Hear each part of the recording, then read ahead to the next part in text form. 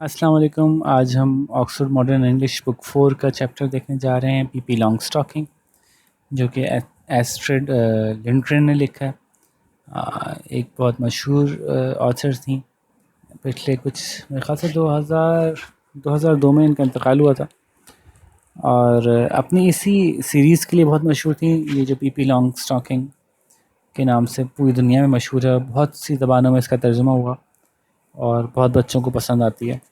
और इनकी ज़्यादातर कहानी ऐसी तरह की हैं कि जिसमें कि एक ऐसे बच्चे का उन्होंने तज़किरा किया जो अपनी इनफरादियत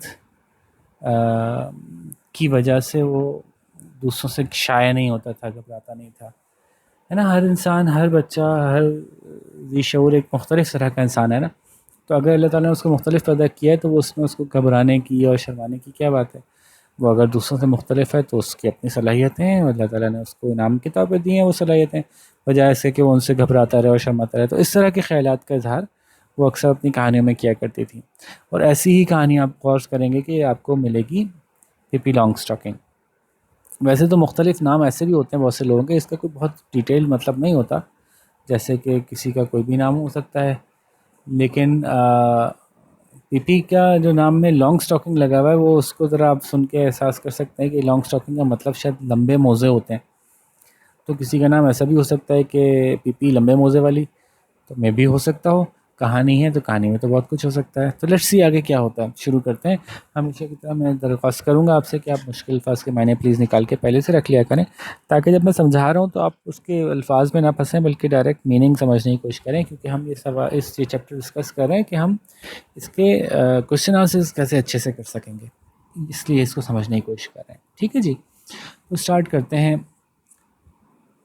When PP entered Villa Velicula for the first time, it was a lovely summer evening. जब पीपी पहली दफ़ा विला वेलिकुला में दाखिल हुई तो एक बड़ी अच्छी सी खूबसूरत सी गर्मियों की शाम थी। ये बात मैं अक्सर पिछली कहानियों में भी आपसे कह चुका हूँ कि जो भी यूरोपियन राइटर्स होंगे या अमेरिकन ऑथर्स होंगे, ख़ास तौर पे पुराने ज़माने से चलते आ रहे होंगे, तो उनके लिए अगर आपको पता हो, जैसे कि अक्सर यूरोपियन मुल्कों में, ख़ास तौर पे इंग्लैंड की बात करें, तो वहाँ पे तो हर वक्त ही बादल छाए रहते हैं, हर वक्त ही बारिश होती रहती है, और ठंड जो है ना वो एक तकलीफ़ देह मौसम होता है, और गर्मी बड़ा ही खूबसूरत और प्लेजेंट लगता है। उनके यहाँ गर्मी हमारे जैसे नहीं होती कि हमारे यहाँ तो गर्मी में पसीने ही पसीने बह रहे हैं, हर वक्त गर्मी लग रही है। तो हम लोगों को तो ठंड थोड़ी अच्छी लगती है, लेकिन जिस मुल्क में जो मौसम ज़्यादा होता है ना, उनको वही नहीं पसंद आता। तो उनके मुल्क में ठंड ज़्यादा होती है, तो उनके यहाँ समर, गर्मियाँ बहुत पसंदीदा मौसम होती हैं। सूरज का निकलना बड़ी खुशाइंद बात होती है। हमारे यहाँ सूरज का निकलना, ओए हो इतना सख्त धूप हो रही है भाई, आज तो बाहर ही ना निकलो। और उनके यहाँ तो अगर सूरज निकल आया है तो वो कहते हैं चलो भाई बाहर निकलो, बाहर निकलो, सूरज निकला हुआ है ना। हमारे यहाँ बारिश होती है तो हम खुश हो जाते हैं, उनके यहाँ बारिश होती है तो क्या कहते हैं, rain rain go away come again another day. तो वो इसीलिए कि हर वक्त ही बारिश होती रहती है। तो इसलिए ये ज़हन में रखते हुए ये बात सोचा करें कि अगर कोई कह रहा है ना कि lovely pleasant summer day, pleasant summer evening, hot, very pleasant hot day, तो इस तरह से इनके मौसम, इनके लिए गर्म मौसम इनको पसंद है, क्योंकि बहुत कम देखने में मिलता है इनको। तो वापस आते हैं जी। It was a lovely summer evening, ये बड़ी ज़बरदस्त, बहुत खूबसूरत गर्मियों की शाम थी। The children next door, Tommy and Annika, were not at home. जो उसके बराबर वाले घर के पड़ोसियों के बच्चे जो थे, टॉमी और अनिका, वो घर पे नहीं थे। They had gone to visit their grandmother for a week, and so they had no idea that anybody had move into the house next door.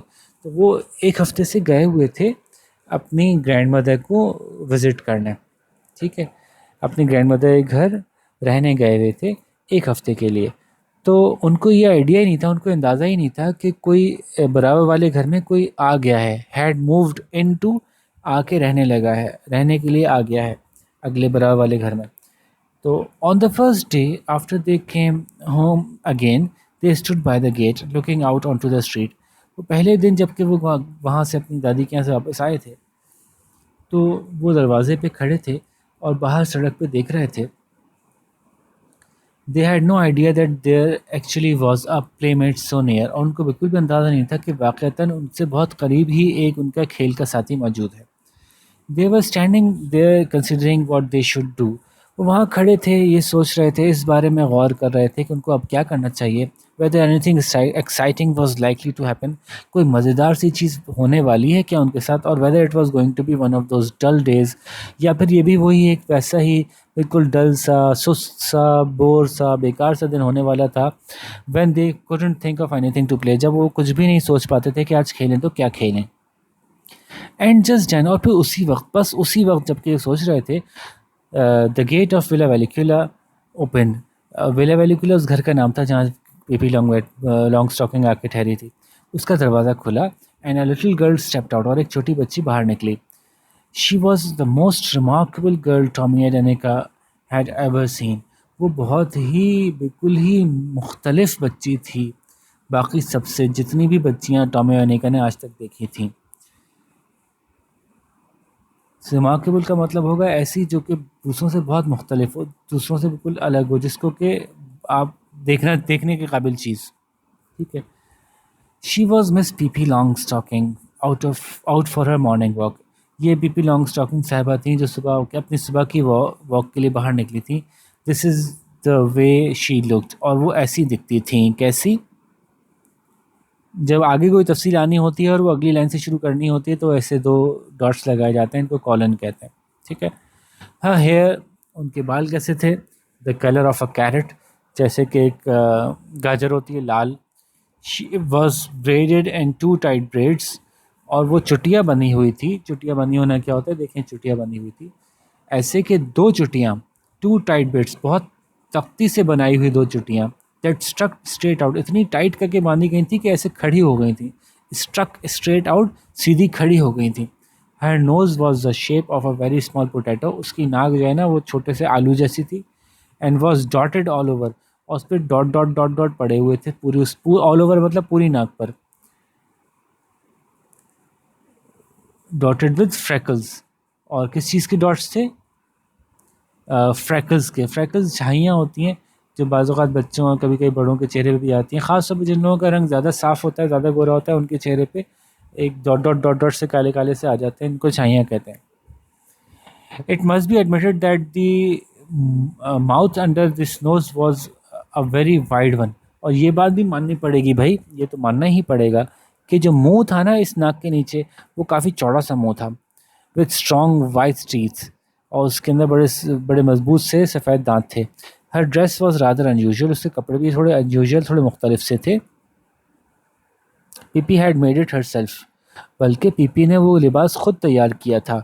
She had meant it to be blue, चाहती तो वो ये थी कि वो नीला हो, but there wasn't quite enough blue cloths, लेकिन काफ़ी ज़्यादा था नहीं नीला कपड़ा।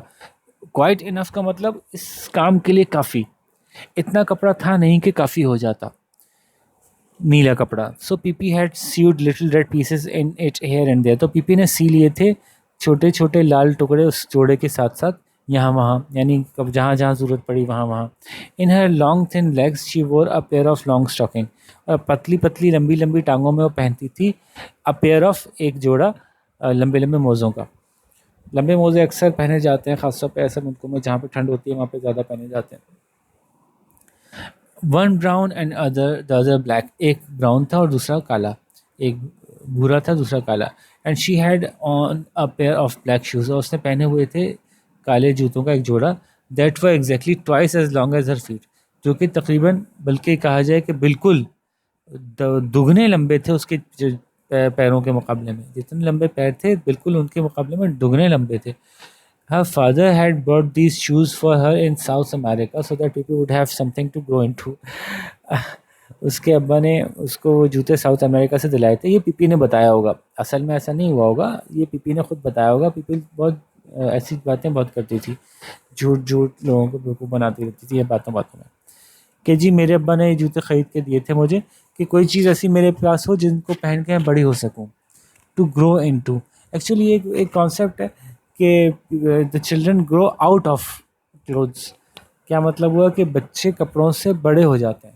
हम हमारे यहाँ कहा जाता है हमारे कपड़े छोटे हो गए, तो इंग्लिश में हम कहते हैं we grow out of our clothes, हम अपने कपड़ों से बड़े हो जाते हैं। तो उससे ना तंज़िया कह लें या मज़ाक के अंदाज में ये बात की गई है कि अक्सर चीज़ें तो ग्रो आउट ऑफ हो जाते हैं बच्चे, तो उसके अब्बा ने सोचा कि क्यों ना कोई चीज़ ग्रो इनटू करने के लिए दी जाए, कोई चीज़ ऐसी बड़ी ली जाए कि बच्चा उसको पहन के ऐसे ऐसे बड़ा होता चला जाए, लेकिन वो चीज़ छोटी ना पड़े उसको। तो बहरहाल ये एक मज़ाहिया पहलू है, एक्चुअली में ऐसा नहीं हुआ होगा, वो जानबूझ के उन्होंने ऐसे नहीं दिलाए होंगे, बल्कि ये खुद से कुछ गड़बड़ उसने की होगी, ये बहुत शरारती बच्ची थी, तो किसी और के जूते उठा के ले आई होगी शायद। बहरहाल बताने को ही बताया कि इनके अब्बा ने इनको ये जूते दिलाए थे साउथ अमेरिका से, ताकि पीपी इनके अंदर बड़ी हो सके। शी लव्ड देम, उसको बहुत पसंद थे, and never wanted to wear any others, और उसको कोई और कभी नहीं पहनने थे, कोई और जूते नहीं पहनने होते थे। But the thing that made Tommy and Aneka open their eyes widest of all was the monkey sitting on the strange girls shoulder. लेकिन वो चीज़ जिसने टॉमी और एनिका की आंखें सबसे ज़्यादा खोल दी ना, आंखें खुलती हैं हैरत से, हैरत से आंखें खुली की खुली, यानी उर्दू में हम कहते हैं फटी की फटी रह गई। तो वो क्या बात थी, वो एक बंदर था जो बैठा था इस अजीब सी बच्ची के कंधे पर। It was a little monkey dressed in blue pants, एक छोटा सा बंदर था जिसने कि नीले पैंट पहनी हुई थी, येलो जैकेट, पीली जैकेट पहनी हुई थी, and a white straw hat, और एक उसने सफ़ेद कलर का हैट अपने सर पर रखा हुआ था जो स्ट्रॉ का बना हुआ था। स्ट्रॉ जैसे कि वो पतली पतली चटाई की जैसे होती है ना, रस्सियों जैसी। Pippi walked along the street with one foot on the sidewalk and the other in the gutter. अच्छा, ये वो वाला गटर नहीं है जो हमारा गटर, गोल गोल गटर जिसके ढकने खुले होते हैं और अंदर काला काला, बल्कि हर सड़क के साइड पे, अच्छे मुल्कों में, अच्छी जगहों पे, अच्छे शहरों में, हर सड़क के किनारे फुटपाथ के साथ एक छोटी सी निश बनाई जाती है, एक छोटा सा गहरा हिस्सा होता है कि जब बारिश, चूँकि वहाँ बारिश बहुत होती है, तो बारिश हो तो साइड में बह जाए, बल्कि रोड के सड़क पे ना आए, सी रोड के बीच में ना आए, बल्कि साइडों में होके बह जाए। तो बारिश के बहने का रास्ता जो बनाया जाता है उसको गटर कहा जाता था। तो और साइड वॉक जो है फुटपाथ को कहते हैं, फुटपाथ तो समझते हैं ना, जो थोड़ा सड़क से उठा के बनता है। तो एक पाँव फुटपाथ पे था और एक पाँव गटर में, तो गटर काफ़ी नीचे है सड़क से और फुटपाथ काफ़ी ऊपर है सड़क से, तो उसकी वजह से अजीब ही अंदाज होगा चलने का कि एक पाँव ऊपर पड़ रहा है, एक पाँव नीचे पड़ रहा है, एक पाँव ऊपर पड़ रहा है, एक पाँव नीचे पड़ रहा है, अजीब ही टेढ़े मेढ़े अंदाज में चल रही होगी। ठीक है, तो ऐसे चल रही थी। PP walked along the street, PP सड़क के साथ साथ चलती जा रही थी, एक पाँव उसका फुटपाथ पे था और दूसरा पाँव गटर में। Tommy and Annika watched as long as they could see, वो उस वक्त तक उसको देखते रहे और पीछे पीछे जाते रहे, उनकी नज़रें उसके पीछे जाती रही और उसको देखते रहे जब तक कि वो उसको देख सकते थे, यानी वहाँ तक कि वो मुड़ ना गई हो, आगे आ ही जाएगा। In a little while she came back, और फिर थोड़ी देर बाद वो वापस आ गई, मतलब वो चलती भी कहीं गई होगी और सड़क से घूम के मुड़ गई होगी, तो उनकी नज़रों से ओझल हो गई होगी, और फिर वापस आ गई थोड़ी देर बाद। And now she was walking backward, और अब वो उल्टा चल रही थी, यानी अपने मुंह की तरफ नहीं, अपनी कमर की तरफ चल रही थी उल्टा। That was because she didn't want to turn around to get home, क्योंकि उसको ये ऐसा था, क्योंकि उसका दिल नहीं चाहता था कि वो घर आने के लिए मुड़ के वापस घर आए। अजीब ही बात है ना, सारी मज़ाहिया मज़ाहिया सी बातें थी। She was when she reach Tommy and Annika's gate she stop, जब वो टॉमी और अनिका के दरवाजे के करीब पहुंची तो रुक गई। The children looked at each other in silence, बच्चों ने एक दूसरे को खामोशी से देखा। एट लास्ट टॉमी स्पोक, आखिरकार टॉमी बोल उठा, why did you walk backward, तुम उल्टा क्यों चल रही थी। Why did I walk backwards, मैं उल्टा क्यों चल रही थी, सेट पीपी, पीपी ने पूछा। Isn't this a free country, भैया आज़ाद मुल्क नहीं है क्या। Can't a person walk any way she wants to, कोई बंदा कहीं अपनी मर्जी से अपनी मर्जी की डायरेक्शन में नहीं चल सकता। लेट मी टेल यू, चलो मैं तुम्हें बताती हूँ, in Egypt everybody walks that way, Egypt यानी मिस्र में तो हर कोई ऐसे ही चलता है, and nobody thinks it's the least bit strange, और किसी को भी नहीं लगता कि थोड़ा सा भी अजीब हो उल्टा चलना। लो भाई, इन्होंने लंबी लंबी छोड़ना शुरू कर दी। अब आपको पता है इन लोगों के लिए मिस्र दूर होगा, हम लोगों को तो मिस्र करीब नज़र, पता है कि मिस्र कहाँ है, मिस्र में लोग ऐसे ही लोग होते हैं, ऐसे हमारे जैसे लोग होते हैं। तो ये इन्होंने अपनी तरफ से बात बना दी बच्चों को मरूब करने के लिए। हाउ डू यू नो, तुम्हें कैसे पता, आज टॉमी टॉमी ने पूछा। You have never been to Egypt have you, तुम तो कभी मिस्र नहीं गई होगी या गई हो क्या। तो ये जो हैव यू लगाया, इससे अंदाज़ा हुआ कि बच्चा जो कह रहा है उसको खुद अपनी बात पे भी एग्जैक्टली यकीन नहीं है कि वो नहीं गई थी, बल्कि हैव यू लगा के उसने कहा कि या फिर गई हो क्या कभी, तो तुम तो कभी मिस्र नहीं गई होगी, या फिर गई हो क्या, क्या हुआ, ऐसा हुआ क्या ऐसा तुम्हारे साथ। I have never been to Egypt, मैं कभी मिस्र नहीं गई। इंडीड आई हैव, अरे मैं तो ज़रूर गई हूँ। That's one thing you can be sure of, इस बात पे तो तुम्हें बिल्कुल यकीन होना चाहिए। ये वो एक बात है, इस पर तो तुमको बिल्कुल ही यकीन होना चाहिए। I have been all over the world and seen many things stranger than people walking backward, मैं तो पूरी दुनिया घूम चुकी हूँ, I have been all over the world, मैं पूरी दुनिया घूम चुकी हूँ, एंड सीन मैनी थिंग्स, और बहुत सी मैंने अजीब और गरीब चीज़ें देखी हैं, उससे भी ज़्यादा अजीब के लोग उल्टा चलते हों. I wonder what you would have said if I had come along walking on my hands the way they do in far east Asia. ये तो हमारे इलाका की बात हो गई, ये इन्होंने हमारे मुल्कों के बारे में कैसी कैसी बातें मशहूर की हुई है. तो मैं तो सोचती हूँ, यहाँ पे वंडर हैरत के लिए नहीं, सोच के लिए आ रहा है. मैं तो सोचती हूँ कि तुम लोग क्या कहते अगर मैं अपने हाथों के बल चलती हुई आती, जैसे कि जो दूर दराज एशिया के इलाके में लोग करते हैं.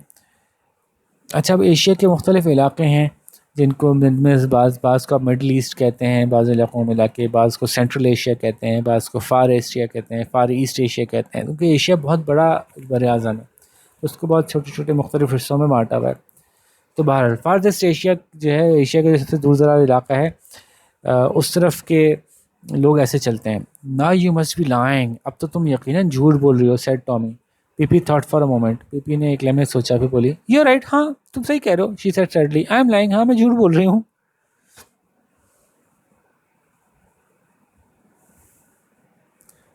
इट्स विकेट टू लाई, ये तो बहुत गंदी बात होती है झूठ बोलना, सैड अनिका. अनिका ने कहा, who had at last gathered up some courage to speak, जिसने आखिरकार कुछ हिम्मत जमा कर ली थी कि वो बोल सके. Yes it is very wicked to lie, हाँ ये तो बहुत ही गंदी बात है कि झूठ बोला जाए. Said Pippi even more sadly, Pippi ने मजीद अफसोस अफसोस के साथ कहा, but I forget it now and then, लेकिन क्या है कि मैं ना कभी कभी भूल जाती हूँ. And how can you expect a little child like me to always tell the truth, और तुम ये कैसे उम्मीद कर सकते हो कि मेरी जैसी एक छोटी सी बच्ची हमेशा सच बोलेगी. When my mother is an angel, जबकि मेरी अम्मी तो एक फ़रिश्ता हैं.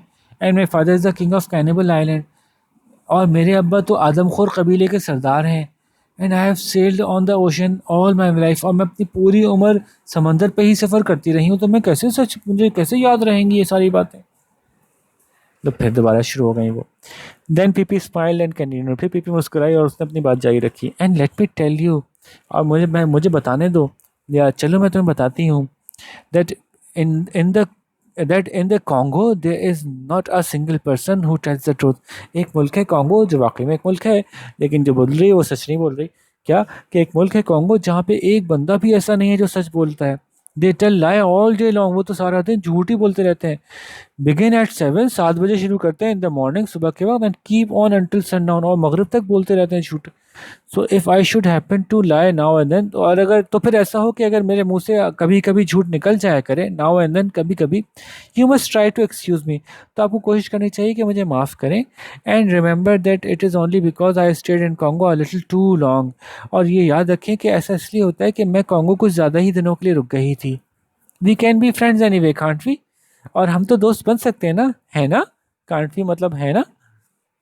ओह श्योर, हाँ हाँ यकीनन, said Tommy, and realized suddenly that this was not going to be one of those dull days. टनी टॉमी ने कहा, और उसको एहसास हुआ अचानक कि ये वो दिन नहीं था कि जो कि एक बोर दिन होने वाला था. By the way, would you come and have breakfast with me, asked PP. अच्छा खैर ये बताओ, बाय द वे का मतलब क्या हुआ, अच्छा खैर ये बताओ, क्या तुम मेरे साथ चल के नाश्ता करोगे. वाई नॉट, क्यों नहीं. कम ऑन लेट्स गो, चलो चलो चलते हैं. ओह यस लेट्स, हाँ चलो, अनिका ने भी कहा. But first I must introduce you to mister Nilsson, लेकिन पहले मैं तुम्हारा मिस्टर निल्सन से तारुफ करवा दूँ, सैड पीपी. पीपी ने कहा.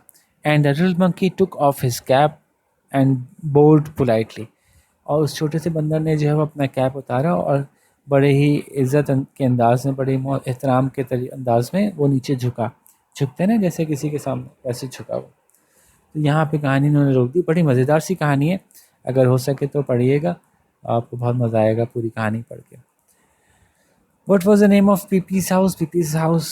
The name of Pepe's house was Villa Valicula. I think. पीछे से देख लीजिएगा exact spelling. What were Tommy and Anika thinking while standing by their gate? अच्छा जी, जैसे मैं हमेशा आपसे कहता हूँ, जवाब साहब आपने खुद बनाने हैं.